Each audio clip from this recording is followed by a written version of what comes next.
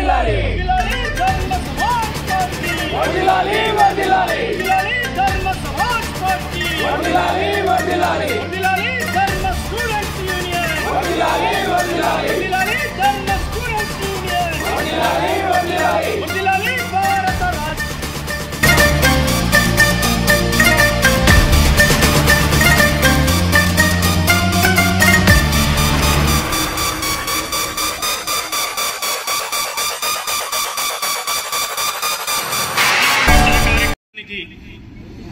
హాజరైనటువంటి ధర్మ సమాజ్ పార్టీ హైదరాబాద్ నాయకులకి, ధర్మ స్టూడెంట్స్ యూనియన్ నాయకులకి,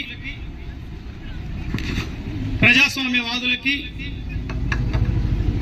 ఈ సమస్యని యావత్ తెలంగాణ ప్రజలకు తెలియజేస్తున్న క్రమంలో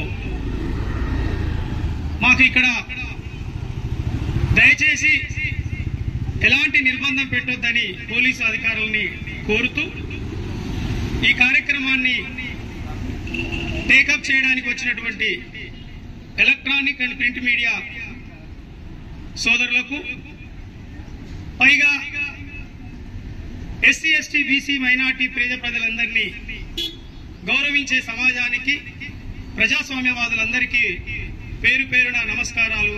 జై భీమ్, భీమ్ వందనం. అయ్యా, ఈ తెలంగాణ రాష్ట్రంలో ఒక పాలన పోయి పేద ప్రజల పాలన రావాలని ఆశించి కొట్లాడితే ప్రస్తుతం కాంగ్రెస్ గవర్నమెంట్ కొనసాగుతా ఉంది.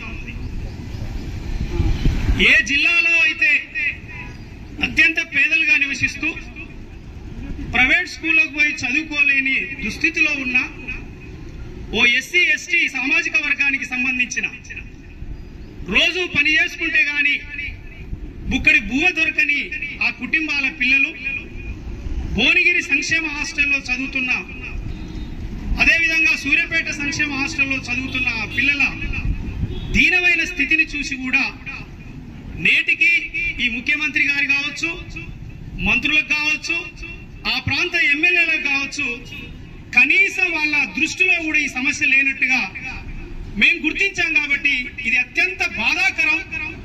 పేదల అంటేనే వీళ్లకు అలర్జీలాగా ప్రవర్తిస్తున్న ఈ నాయకుల తీరుని మేము ఖండిస్తున్నాం, సిగ్గుపడతా ఉన్నాం.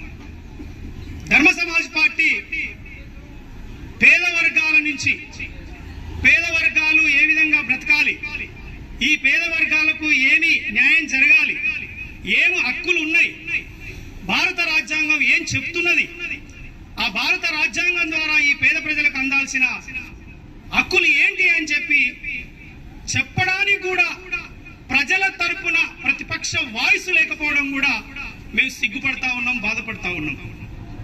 మరి భువనగిరిలో జరిగింది, పైల రాజశేఖర్ రెడ్డి ఎమ్మెల్యే గారు ఓడిపోయి అక్కడ మరో ఎమ్మెల్యే గెలవడం జరిగింది కాంగ్రెస్ నుంచి. అదే భువనగిరిలో ఉన్న సంక్షేమ హాస్టల్లో పేద పిల్లలని మీ నిర్లక్ష్యం కదా, మరి అదే పేద పిల్లల కోసమే మా పాలన, ఇందిరమ్మ రాజ్యం, కాంగ్రెస్ పాలన అని చెప్పిన మాటలన్నీ బూటకపు మాటలు, అబద్ధం మాటలని ఈ సందర్భంగా మేము తెలియజేస్తా ఉన్నాం.